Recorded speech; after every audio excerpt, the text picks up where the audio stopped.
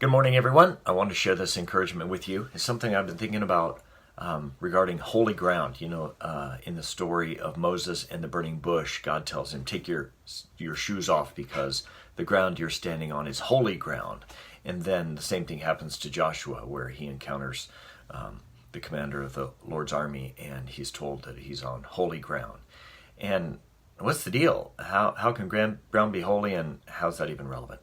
So I'm thinking about this passage that helps us understand what it means to be holy ground. And it's in 2 Kings chapter 5, and it's the story of the healing of Naaman. Naaman is a general in the Syrian army, and he comes down to Israel because he hears there's somebody who can do healings there, and he gets healed by the prophet.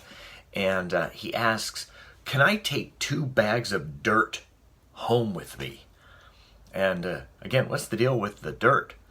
Well, Naaman has this idea that all these guys had back then, that when the presence of God is in a place, it makes that place holy. That place is special and holy. Now, it doesn't mean holy like doesn't sin. It's not that the dirt is sinless, right? The dirt is special somehow. It's set apart. It's unique. It's for a certain purpose. And Naaman had this idea that the dirt in Israel belongs to Yahweh, belongs to the Lord of Israel. And he said, now I know that Yahweh is Lord. So he has been converted. He's going to worship only the Lord God of Israel. And in order to do that, he said, I need to take some dirt home with me. Because why? Because this dirt belongs to him. And so I'm going to take that dirt back with me to Syria, and that's where I'm going to worship or offer my sacrifices or whatever. Whatever he's going to do, he's going to do it on that dirt. And so that helps us understand this idea that the ground itself becomes holy when the presence of God is there.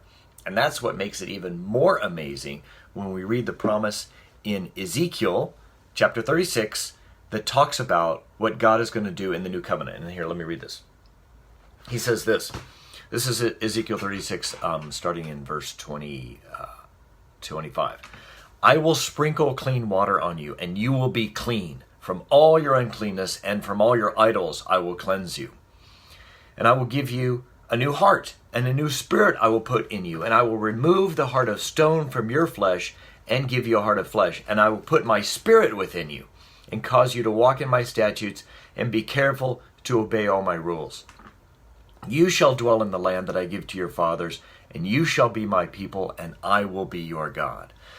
The new covenant that Ezekiel is promising and that we see fulfilled on the day of Pentecost is that not only will you be dwelling in the land, which is the Holy Land, but you will have the Spirit of God within you. You'll have the presence of God in you. You'll be cleansed from all your uncleanness so you can be fit for being in that holy ground. You yourself will become holy. You'll be a sacred space, a special, set apart piece of territory owned by God. And now it's mobile, it's portable. Naaman had to take actual dirt from Israel and take it with him to Syria in order to worship God. But you and I are walking around as holy vessels, as sacred space, cleansed from our iniquity, made so that we could dwell in the presence of the Lord. And now we can move around. Wherever we go, we are bringing that holiness, that sacredness. If you are a child of God, if you have the Spirit of God within you, you are set apart, you're holy, and you are fit and ready for God's purpose. And that's super encouraging for me, and I hope it's encouraging for you. Have a great day.